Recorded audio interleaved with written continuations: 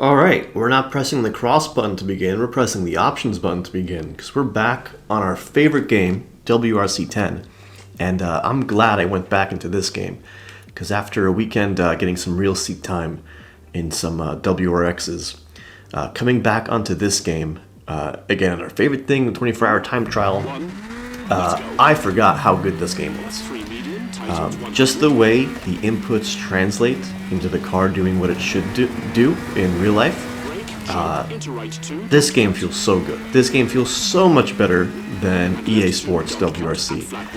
And kind of from the Dirt series, I always kind of knew EA Sports was going to be like that, because it's really based on the Dirt engine.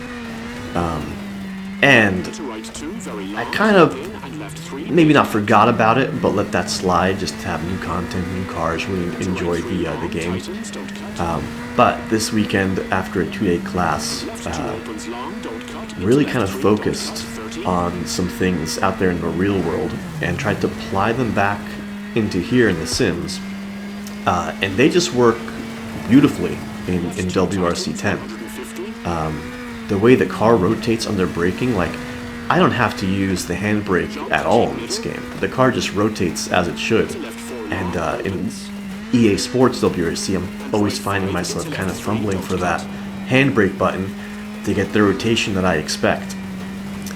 Don't have that problem here. In fact, this course, if you have WRC 10, this is a beautiful course to get on and practice. This is a great course for the fundamentals. Definitely plenty of opportunities to turn, brake, hold, and you'd actually be surprised. Maybe you wouldn't be surprised, but some people think you kind of need a lot of brake to get that rotation. For most of these bigger turns, I have load cell pedals or whatever, the brake pedals that you kind of have to push firmly down, and I'm pushing maybe like 10%, 5% of my power, very, very lightly on the brakes. And just that little bit of light brakes is enough to get that rotation that I want. And it feels so nice in this game. So this is the first run. I'll kind of dig in a little bit deeper on the next run, which is where we set our #1 time. This is just a little preview of the course. A lot of these turns like here, right, turn brake, and it's just very light on the brake, but perhaps a little bit longer of a duration. And we're really not scrubbing that much speed off.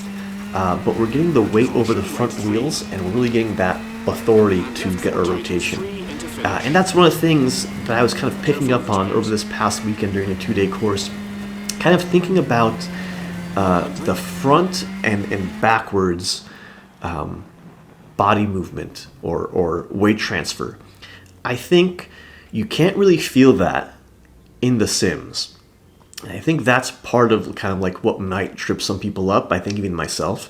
And I was kind of focusing to really try to use the brake pedal, even though I can't feel that weight shift going back and forth, to really focus on using that brake pedal correctly, getting on it softly, and even more importantly, especially on this course, getting off the brake pedal very softly. So you can stay flat through pretty much all of this course. Maybe like 2 hairpins here and there I lift under braking, and I don't even lift all the way off the gas. I lift maybe like till I have like 10% throttle left or something like that, just for a little bit quicker rotation. Because lifting while you're rotating, it can help shift more weight onto the front wheels and thus give you a bigger rotation. But generally, especially on this track, you can be flat and manage not spinning your wheels on the exit by just coming off the brake nice and smoothly.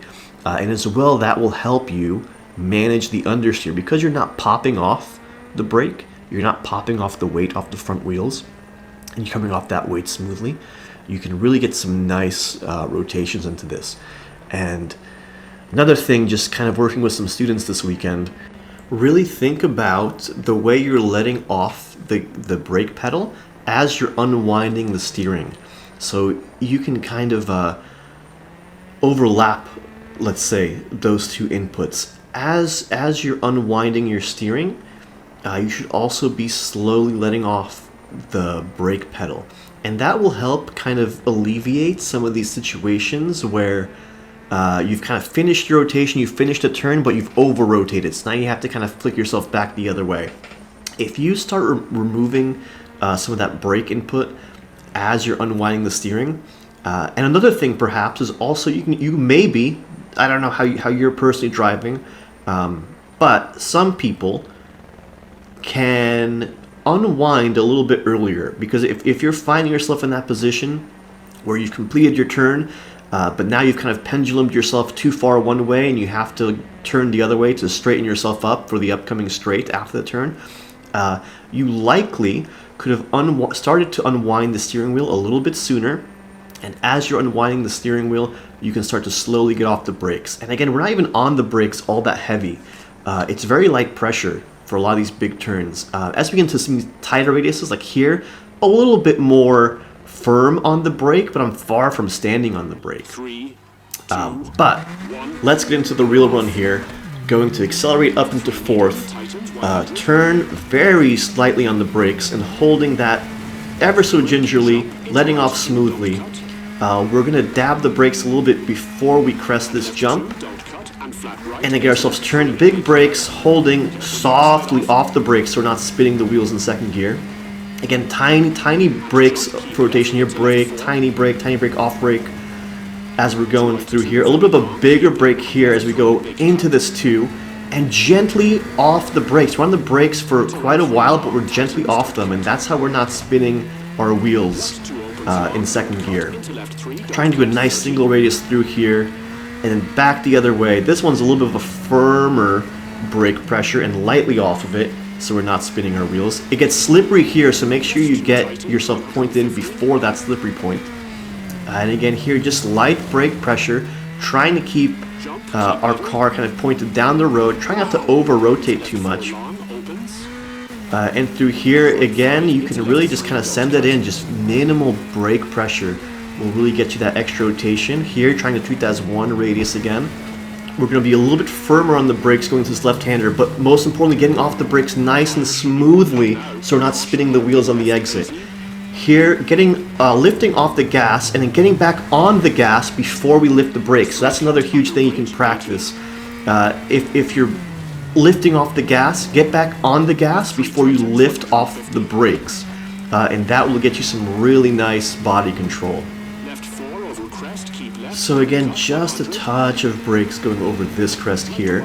And we are going to lift going into this right one. We're going to lift a little bit too much, and we're going to kind of turn in a little bit too early, but we managed to get ourselves through there decently, maybe losing just a tenth or two.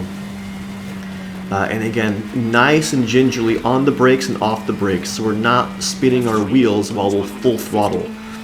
So we are full throttle for pretty much all of this, and we're just controlling our wheel spin on these exits by gently coming off the brakes. And again, we're coming off the brakes also as we're unwinding the steering wheel. Caution, right 3.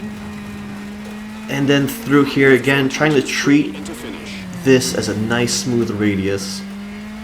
Into here, just a little bit too early. If I late apex this a little bit better, could have gotten some better speed through that rotation. Through that turn, rather, I should say. So, now that we have these great replays available to us, in the interest of doing some educational content, I want to kind of show you guys the same turns again, so we can kind of talk about them a little bit, and see them from a different perspective. So here we can kind of see the brake lights, and you can see the duration, not so much the pressure, but we're super light on these brakes. Downshifting into third, getting through that corner, really staying straight, braking before the crest, trying not to get too much air, getting ourselves nice and close through there. A dab of brakes, just a tiny touch of brakes, trying not to get through that corner too early or else we'll hit that berm on the inside. Over this jump and fourth, then getting down into second gear, big brakes, and slowly releasing off that brakes. And that's how we're full throttle and we're not spinning our tires, because we're slowly releasing off the brakes.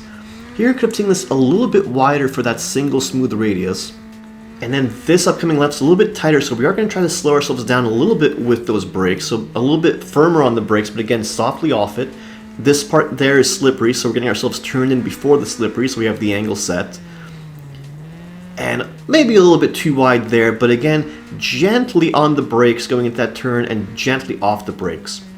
Here, getting as much speed as we can, turning in, just a touch of brakes to really get that rotation set, and trying to get a single radius through those 2 right-hand turns there. And now again, a little bit harder on the brakes to bleed off some of that speed, and gently off the brakes so we're not wheel spinning coming out of that turn. Slightly off the gas, hard on the brakes, on the gas before we get off the brakes, and then lightly off the brakes is how we navigate that. No hand brakes involved, all body weight and left foot braking and staying on the gas. Likewise here, just a dab of brakes. We're in 3rd through that. I tried that turn in 4th. 3rd kind of seemed to work a little bit better. 4th through here with just a touch of brakes. And again, here we turned in just a little bit too early. You kind of saw that hesitation there. So we could have gone through there a little bit faster if we didn't do that. Touch of brakes here, letting ourselves get wide so we can use a nice long radius, staying flat through this. I think I'm in 4th at this point. Gonna turn in on the brakes. A little bit of a surface change there, gets a little bit more slidey. Downshifting into 3rd through that turn as well. And at the end of the straight, just a slight touch of brakes to get ourselves turned in.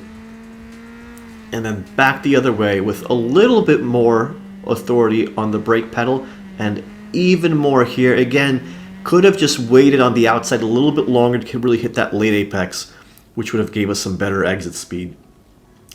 And one more replay now, just so you can see the steering wheel from the inside to kind of get an idea. So the in-car steering wheel only goes 90 degrees to 90 degrees, and my wheel I think is like 540 degrees. So it's not a one-to-one, but you still should generally be able to see that we're not using a lot of steering input, and we are holding the steering input too. If anything, you can probably see the holding of the steering input better, and unwinding of the steering input a little bit better, the amount of steering angle. But again, you can kind of see we're trying to unwind the wheel as we're getting off the brakes, trying to avoid those situations where we kind of get over-rotated and then have to turn ourselves back the other way as we're going straight. And again, best way to do that, gently off the brakes and start coming off the brakes as you start unwinding. And you can also kind of see here how early some of the steering inputs are happening. So again, we're on a loose surface, so the car's not going to grip immediately. So you kind of have to steer in earlier than you might think, and then kind of get that rotation authority in there with a little bit of left foot braking to really get the car to rotate, and then gently off of the brakes while we're flat on the gas to kind of give ourselves that traction control, not having those wheels spinning. So lifting off the gas, big on brakes, back on the throttle, lifting off the brakes. And that's going to help us with that front to back body weight rotation. If you lift off those brakes too early, you're not going to have any weight over those front wheels. The front wheels are going to have no authority to turn in. And likewise, because you're flat on the throttle, you lift off those brakes too quickly, especially in this turn coming up here. This is another turn where it's really softly off the brakes while flat on the pedal, the accelerator. If you lift off too quickly, you just get wheel spin out of those corners instead of traction. So again, this is a great course to really practice smoothly braking. It's just a little bit of brake pressure is all you need for that rotation, and then smoothly coming out of it as you're unwinding the steering. And again, this game feels really good. This game feels a lot like what I did this weekend. The inputs, as I did them, respond as I would expect.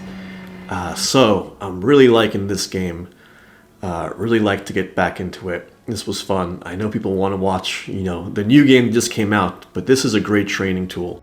The car responds to your inputs really what I feel is in a much more realistic manner.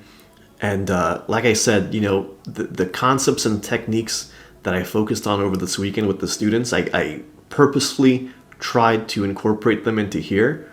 And they worked as I would expect.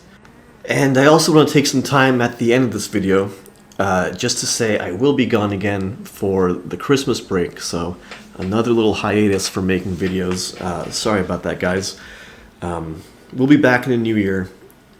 When I get back, I don't know if we're going to be doing WRC 10 or if we're going to be doing EA Sports. I know everybody's excited on EA Sports, but I do truly feel like WRC 10 is a much better training tool, a much more realistic physics engine.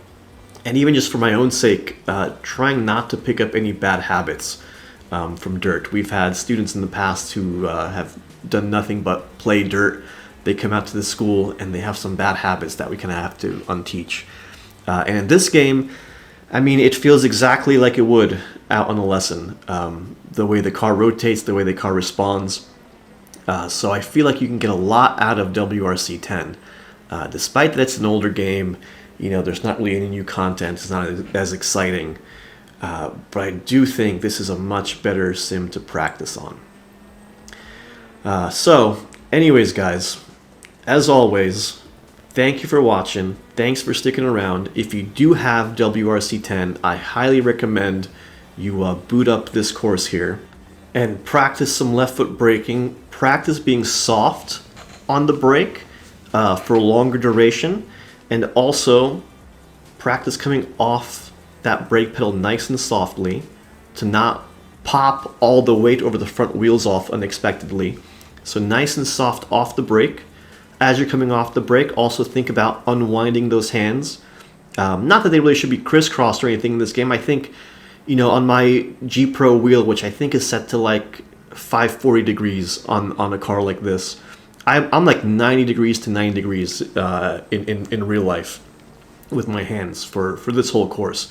No real crisscrossing needed. I get all that rotation authority from that left foot brake. So small hands. And actually small feet. You know, we like to say small hands, big feet.